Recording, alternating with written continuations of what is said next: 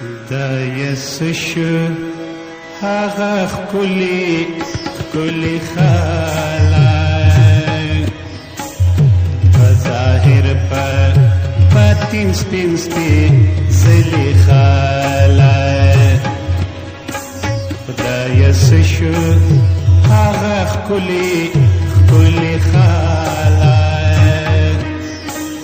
په ظاهر په باطن سپین سپېڅلي خلک په ظاهر په باطن سپین سپېڅلي خلک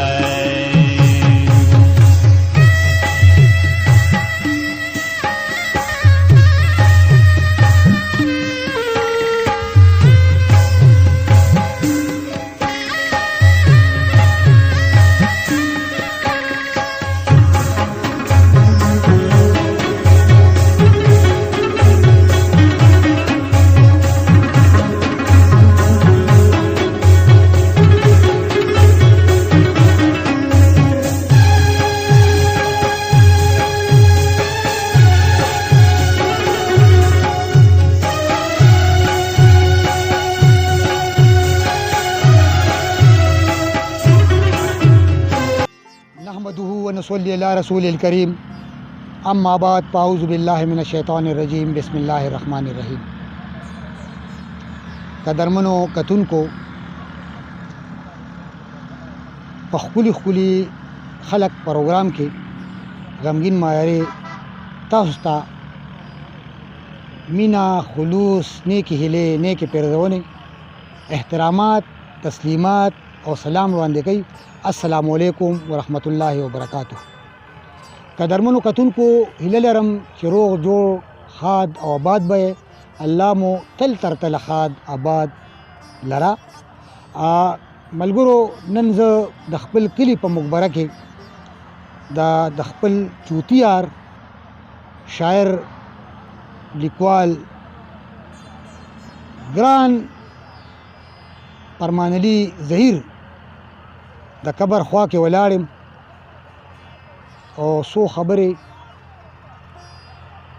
په لنډو او مختصرو ټکو کې تاسو ته وړاندې کوم، تاسو سره شریک کوم. ملګري فرمان علي ظهیر زما کلیوالو، زما ملګري او زما داسې ملګري چې د راز او نیاز ملګري. که موږ به ادبي محفلونو ته تلو نو یو ځای به تلو، که مشاعرې به وې او که نه داسې تنقیدي لاسونه نور، هغه ته موږ یو ځای تلو.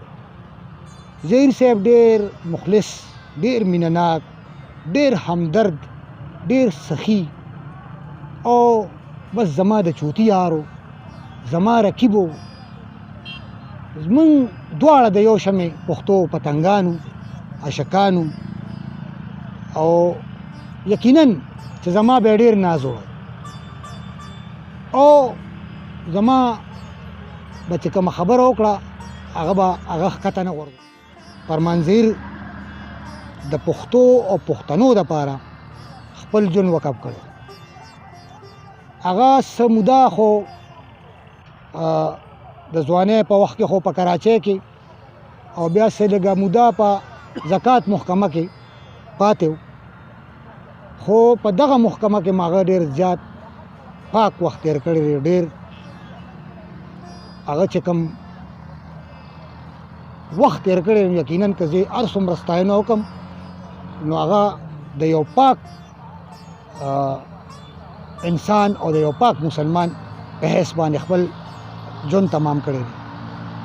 ظهیر صاحب د پښتو مینو، په پښتو او پښتنو دواړو مینو پښتو دپاره لوی کار کړی دی. د هغه کتابونه چې هغه لومبې مجموعه شعري مجموعه د مسکي په زخمونو په نوم باندې دا چاپ ته، او بیا د هغې نه پس د هغه یو بله شعري مجموعه سو جاړم په نوم باندې چاپ شوې ده. دغه شانتې هغه په تنقید او تنقیدي کرښې چې د نوکارې په نوم باندې په 2 حصو کې چاپ دي، نو دغه یو زیار یقینا چې دغه د نوکارو نه به ډېرو ځان ساته او د هغه نوکارې ډېرې بدې نوکارې وې، ادبي نوکارې او داسې نوکارې وې چې هغه په دغه نوکارو نه موږ هم نه یو بچ شوي. نو هغه ډېر بې باکه و د هغه په تنقید کې او په داسې چې به یاري دوستي نه ټسوله بیا، هغه به حقیقت وي او باید چې د انسان نه کمزورۍ کوتاهۍ او داسې غلطۍ کېږي، خو د ظهیر صاحب نه د نورو په نسبت به دا ډېرې کمې شوي. ظهیر صاحب یو اوریجنل شاعر او هغه به چې څه مخې ته تېر شوي څه یې لیدلي کتلي هغه هم چې کوم دی په خپله د معاشرې نه څه اخذ کړي هغه یې په شعر کې رانغښتي دي، د هغه په موسیقي زخمونه او سوچ عالم کې هغه چاپ دي. ظهیر صاحب یقینا چې هغه ډېر خوش لباسه اومو، باید چې هغه یو فقیر ملنګ او درویش انسان او هغه هېڅ چې کوم دی زما په خیال بچو ته به هېڅ نه پاتې، خو څو خطونه او څو کتابونه به د هغه نه پاتې شوي، د هغه نه هېڅ نه دي پاتې، هغه سره نه بینک بیلنس او نه سره چې کوم دی هغه پلاټونه او یا څه چې کوم دی بلډینګونه هغه نه په نوکرۍ کې پیدا کړي دي، هغه نه په مزدورۍ کې پیدا کړي او نه یې چا وانه کړې ده او نه یې چا غلا لاس ته غوا پاسولې ده.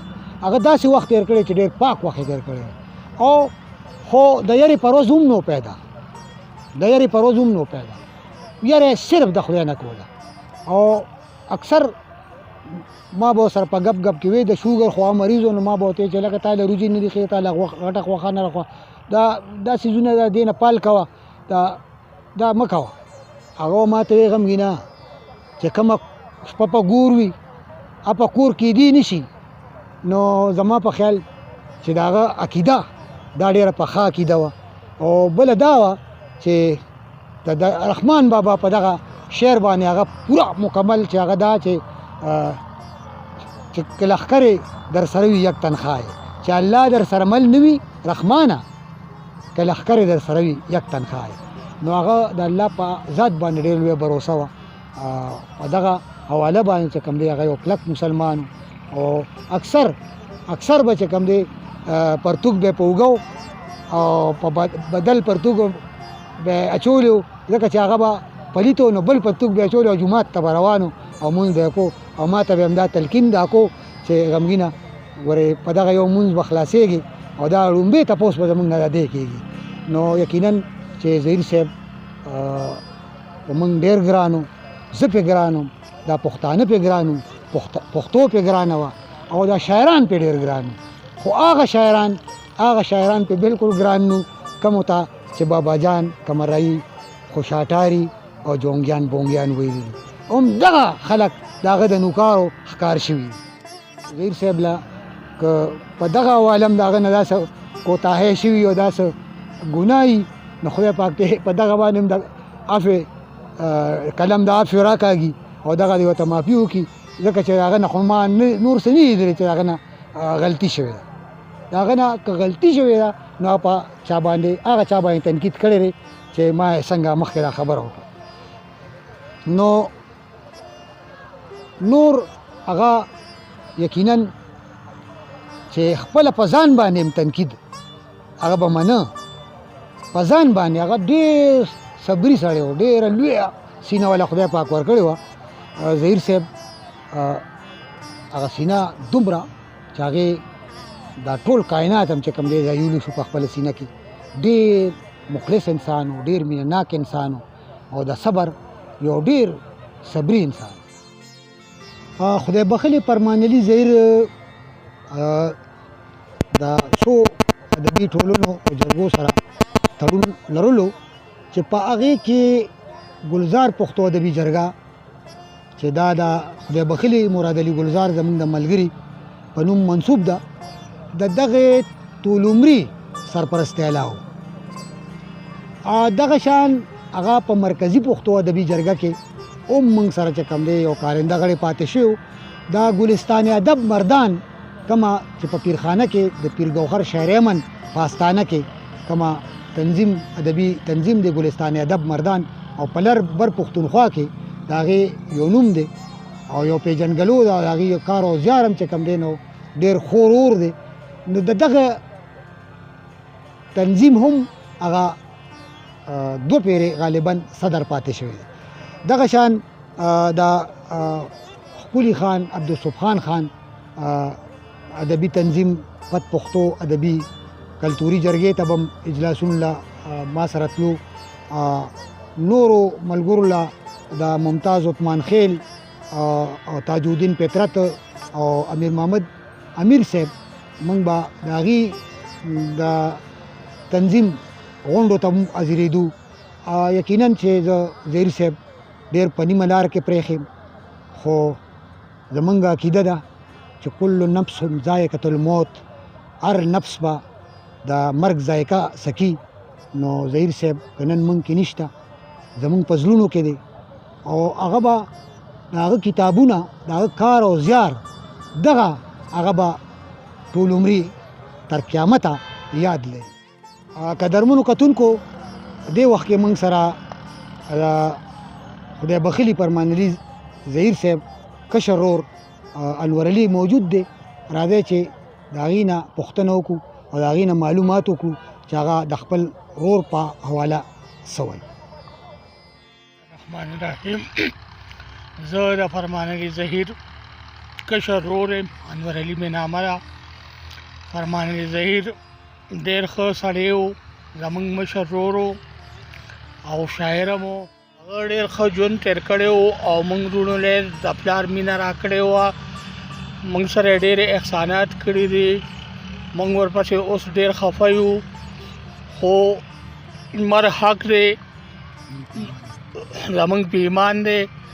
نو بس دعا ورته کوو او خدای دې وبخي. قدرمنو او عزتمنو، زما د چوتي یار، زما کلیوال، زما ملګری، زما د رپورټوال یار، زما د راز او نیاز ملګری، د ظهیر صاحب د چوتي یار، د هغه نږدې ملګری سبزلي ارماني له ورځو چې هغه د فرمانعلي ظهیر د خپل ملګري په حواله څه رایه لري. بسم الله الرحمن الرحیم.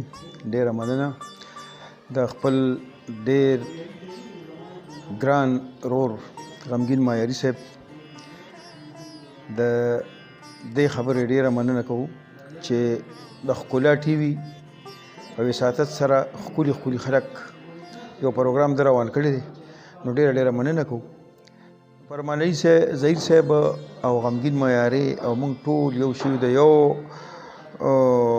درستخان خلک یو، په یو ځای باندې رالوي شو، خړپوس یې موږ په یو ځای کړي دي. نو زه به تاسو ته د هغه کومه خوبي او کومه خبره به درته بیانوم. خو زمونږ زړه چې کوم دی نو هغه ډېر نری شوی دی چې د فرمانعلي ظهیر صاحب غونته کې خلک، د مشتاق مجروح صاحب غونته کې خلک، د شمس قمر اندیش صاحب غونته کې خلک او نور زمونږ ډېر مشران چې کوم دي نو زمونږ نه لاړل او خور یې واغوستې. نو ظهیر صاحب په حواله باندې خو به زه هغه ته خو چې ما دا ګوتې داسې وخوځولې نو هغه په خندا شو، خېټې مې له ګوتې وړلې نه وې، خو چې داسې مې ودو کړل په خړس خړس په خندا وشو، هغه هر څه مې تېر کړل. او چې دلته کې به راغې نو ما ته به وې ارماني ځکه نه یو شعر راته ووایه، نو شعر به مې ورته ووایي او بیا به مې د هغه نه واورېدل. او دغه د هغه زمونږ او کله به وې دا کتاب مې شروع کړی دی، کله به وې نوکارې مې شروع کړی دی. دغه خبرې به یې راته وکړې او ما ته به مړه دا سیاست دا تا ځان له کار کتلی دی. ما سره به د سیاست په حواله ډېرې خبرې کولې. نو زه خو یو سیاسي او ادبي یو ډېر ادنا طالب علم یم. نو دی غمګین صاحب دغه کسې راسره دی هم کوي. نو دا خبرې به خبرې به هغې سره به زمونږ دغه او ستار منګي ته به راته ټوله شپه به راته ناست و. دغه زمونږ د هغې خبرې وې. او کله کله به وې راځه چې دا چکر و همداسې به لاړو هغه پاټلو باندې به هغه دی ناست و. د ادب په حواله به هم خبرې کولې، کله به هم د کلي د سیاسي ماحول او د هغې باندې هم خبرې کولې. بس دغه خبرې اترې به وې زمونږ او د هغې. ډېره مننه جي، مهرباني. قدرمنو کتونکو، راځئ چې د فرمانعلي ظهیر صاحب د ناستې هغه ځای ته لږ ورسو او د هغې د تره زوی دغه ځای کې موجود دی عالمګیر خان، چې د هغې نه پوښتنه وکړو چې فرمانعلي ظهیر څنګه ژوند تېر کړی.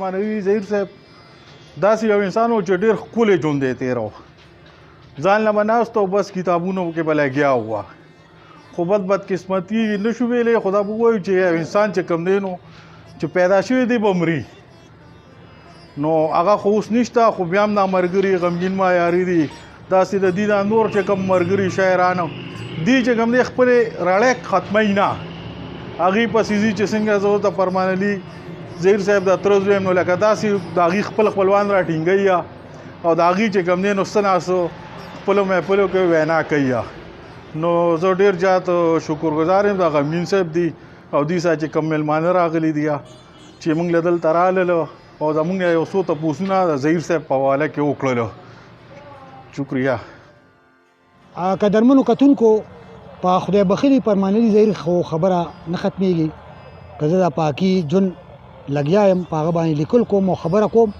نو یقینا چې د هغه ما سره دونه وخت تېر شوی دی او دومره بلاه یادونه دي د پیرخانې په حواله د کلي په حواله د نورو تنظیمونو د غونډو په حواله نو که زه هغه ټول بیانوم او ټول ژوند ول ورکم نو نه ختمېږي خو دا لږ څه دا لږ ډېر پروګرام تاسو په ډېر څه قبول کړئ دا راتلونکي پروګرام پورې ماله راکړئ اجازت د لوی الله په امان